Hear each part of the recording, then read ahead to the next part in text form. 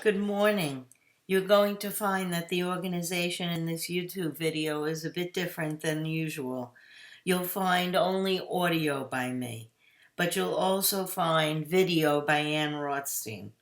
At the end of the presentation, you'll be asked to view a video of Ann Gentile and then listen to a podcast about Richard Schmidt. There are links for you at the end of the PowerPoint presentation.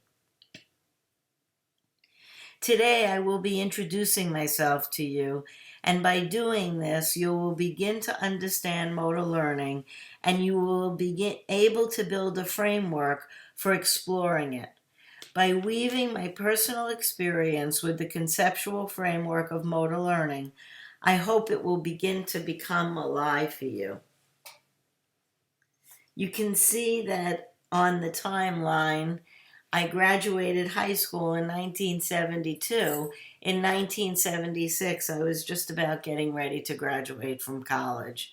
In 2009, I was given the honor of being the recipient as the outstanding professor for the university.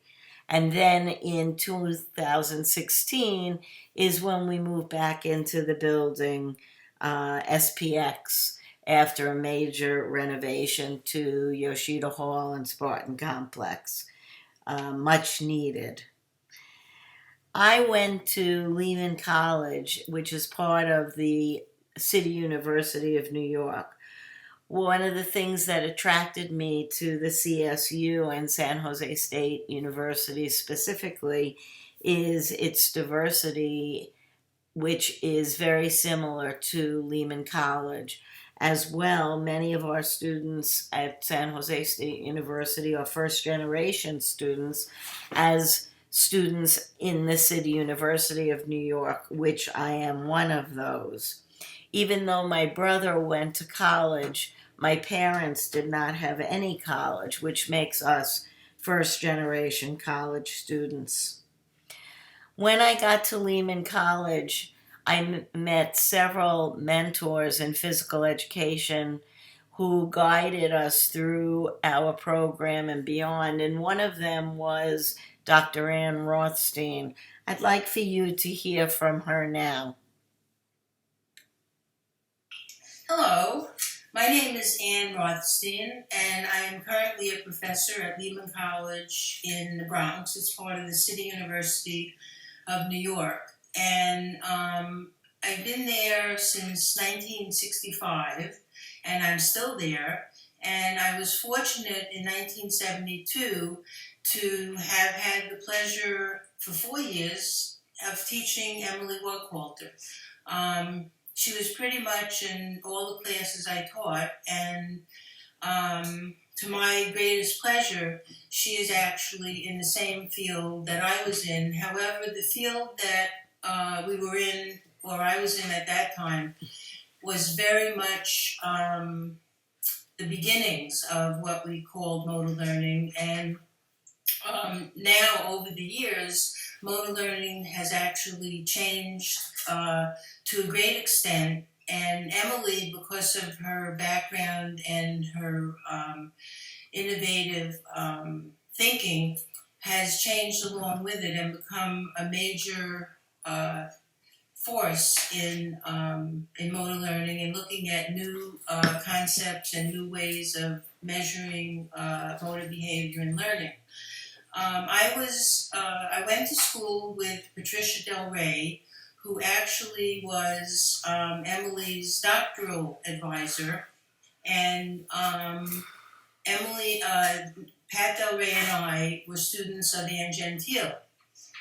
So that means that Ann Gentile is Emily's grandmother, and Pat Del Rey and I are actually her aunties or mothers in academia. Anyway, so when I started at Lehman College, there was very little in the way of funding or space to start a motor learning lab, as you know, in your program. So what I did was I decided that the field actually needed someone to translate what we knew from research in motor learning and behavior to practice. Because teachers, which is what we train, what we trained and what some of you are training for, and even if some of you are going into physical therapy, the research is really not very accessible to people that are practicing in different fields of physical education, physical therapy. So I felt it was important that researchers who were doing like experiments and finding out how feedback worked, how best to teach open and closed skills, how attention worked, why, for example, there was a time when people were asking, why women tended to not be as skillful at certain kinds of skills as men. And so all these like gender differences, age differences, different ways of practicing, these were all very important to people who were going out to teach. So what I did is I started a newsletter that was called Bridging the Gap, which was intended to bridge the gap between research and practice in physical education and sport. And it lasted for approximately maybe 8 to 10 years. And it was a free newsletter that my students used to help me collate. We used to print it at school in the print shop at Lehman College. And then I had students that would help to collate it. And if you know Emily, you know that she's sometimes very precise about how things are done. So I used to have to teach my students how to make sure that when they stapled the newsletter together, that the pages weren't all uneven and that they were actually very lined up, so it wouldn't look like they were just sloppily thrown together. And finally, most of the students learned what I meant. But anyway, that newsletter went out to a lot of programs in the United States, like mostly colleges of teacher education. But also there were many sport-focused countries overseas who had very big sports programs, and my newsletter would go to Russia, Germany, Scandinavian countries, England, to a lot of colleges and universities that would train people just for one sport. In 1976, you probably don't remember because you're too young, New York City went broke. And the colleges could no longer afford to let faculty like me do things that were using their resources without actually paying for them. So in order to be able to ask a fee for having a subscription, I created a journal called Motor Learning into Practice, which lasted for about 10 years. But what we would do is I would contact people or like researchers in physical education that were in certain areas of study, like you've heard about schema theory, you've heard about open and closed skills, or you will hear about attention, you'll hear about using feedback, you'll hear about various different theories and practices that could lead to differing levels of skill. So what I did is I contacted these researchers and I asked them if they would write an article which used their research to come up with some hints or suggestions for how teachers might implement the results of their research in practice to help improve the learning and performance of students in their physical education classes or on their sports teams. Many of the people that wrote the articles would always start by doing this is how I did the research, this is how, what the theory is, this is what the statistical outcomes were of my research. And by the last paragraph, they would finally spend about one short paragraph saying, well, this is how you might apply the results of my findings in your classroom. So, as a stickler for wanting the suggestions for practice to be uppermost, I would always tell them that they needed to change their article and actually start the article with the last paragraph. And it was always amazing to me how this changed their whole focus. Because what they would do is they would start by saying, this is how my research will affect your practice, and this is what you should do in the classroom. And then what they would do is they would continue to talk about practice, but they would bring in the research findings that actually related to the kinds of practice suggestions that they were making. So it made it much more interesting, I think, and in a way more palatable for a teacher or a pre-teaching student in an education program to really link what they were going to do in the classroom to what the researcher had found in their laboratory. This actually went on, as I said, for about 10 years, and we actually also published 2 monographs. One was called What's Going On in Gym, which was a compilation of doctoral research that came out of Teachers College, Columbia, where each doctoral student would develop a survey form to see how teachers were using feedback, how teachers were using questioning, how teachers were using like shaping or coaching or scaffolding behavior in the classroom. And the doctoral student would go and observe the teachers in the classroom, and then they would use the results to explain or reveal how teachers were using what were thought to be really important practices for motor learning in their classrooms to teach students motor skills. We published a volume, as I said. The other volume that we published was by a colleague of mine, Reese Faith Arnold, who was also a student of Ann Gentile's. And what she did was she took Ann Gentile's motor learning theory, and she actually was able to explain how the parts of Ann Gentile's theory related to motor behavior and teaching practice. So in any event, I felt, and I actually know that what I did in developing this emphasis on theory into practice really changed somewhat what the field was doing, because first there's SHAPE, the organization which used to be the American Association for Health, Physical Education, Recreation, and Dance, used to have a column in one of its journals, I think it was in Joker, that was actually labeled Theory into Practice, and at one point I edited it, but then it was clear that more was needed. So I was on the first editorial board, and in fact helped to shape the journal Strategies, which is now published by SHAPE, and actually focuses on theory into practice. So I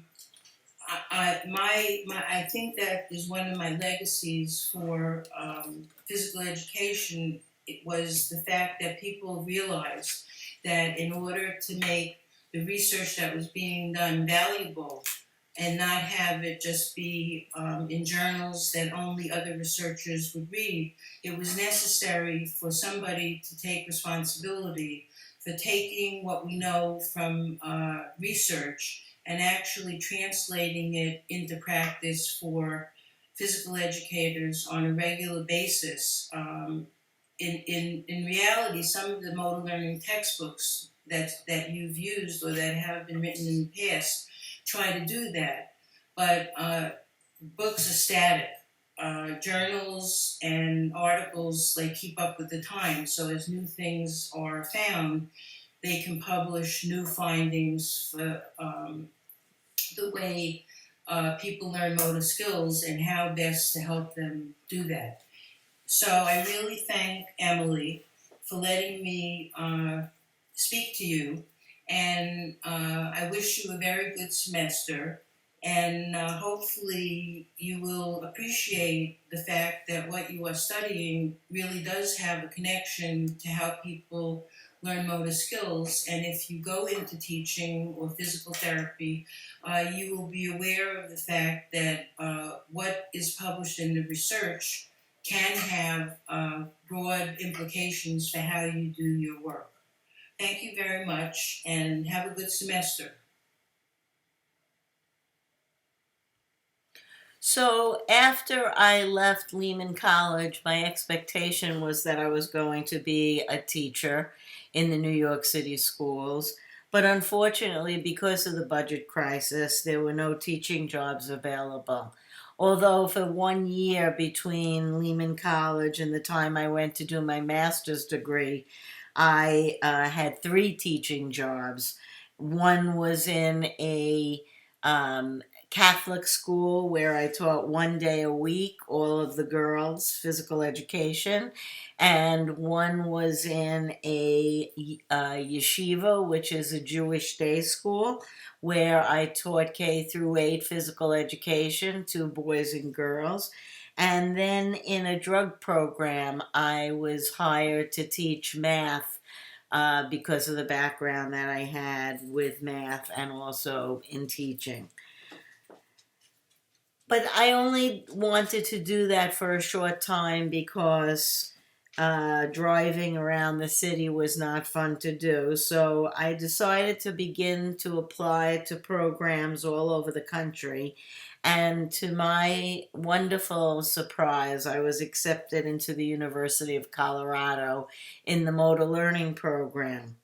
And I wrote motor learning because of Ann Rothstein, because I had the exposure to motor learning. Remember that motor learning is a relatively new area. It was founded in around the 1960s or so, late 1960s probably. And there weren't many undergraduate programs that were offering motor learning courses.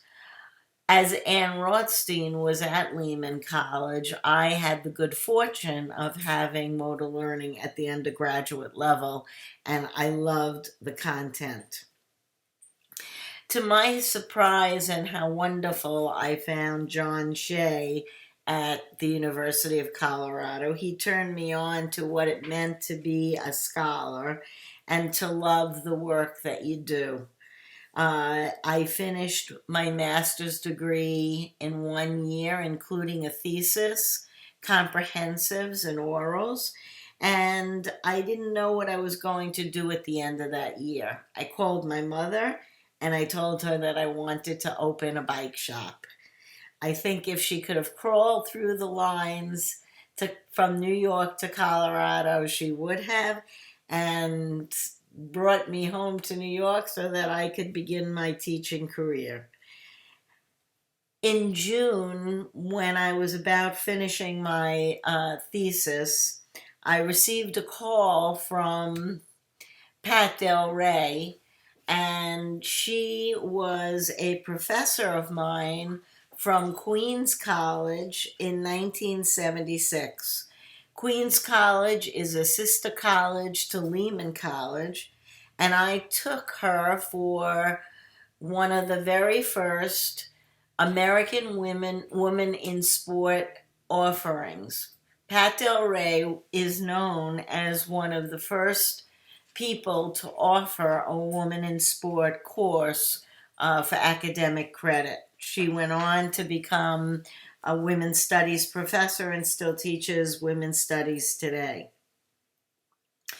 I also finished my doctoral experience within 3 years, and at 26 years old, I was hired into a tenure track position at New York University. I stayed at NYU for 10 years, but really wanted to leave New York and find a life that had much more quality, like I have in Santa Cruz, and also in an institution that had a large, at that time, human performance faculty. 26 years ago, 27 years ago, I was hired at San Jose State University to begin my teaching career there. So you can see in this slide my legacy. Here's me and my mentors. My undergraduate mentor, you got to know today a little bit, Ann Rothstein. John Shea worked with Richard Schmidt, one of the leading scholars, in motor learning, and Patricia Del Rey, who worked with Ann Gentile, and Ann Rothstein, who also worked with Ann Gentile. Rothstein mentioned in her video how she worked with Pat Del Rey as well. My legacy is good because of the legacy of these individuals. Make that something that you think about when you choose graduate work, and when you choose the people who are your mentors. So I want you to link out to the video here and the podcast below, and be ready Thursday to discuss the legacy of these individuals. Remember that this Thursday, February 1st, lecture is online and your labs are in class. So here are the early leaders in motor learning: Ann Gentile, Richard Schmidt. Please go out from the PowerPoint slide set to this link. Please go out to the podcast from this link. I look forward to seeing you on Thursday.